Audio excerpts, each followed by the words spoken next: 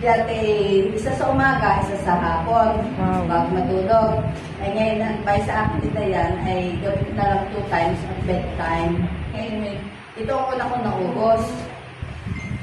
At, napansin ka, ako na lang din naman na nakapansin sa sarili ko, pero hindi ako nagsasabi. Parang ang aking naglalighten.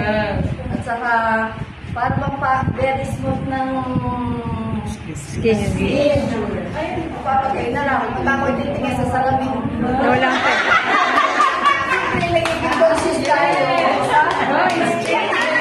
Ilang taon na? 76. Magsa-78 na. Wow. Kaya ba, siya. Kung gusto niya ko talaga po.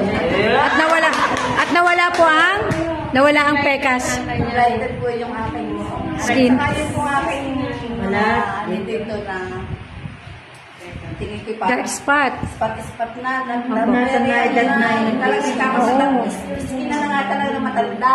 Ay di parang ngayon ni Nawala. Wow. Thank you, Lord. Thank you, Lord. Apo. Thank you.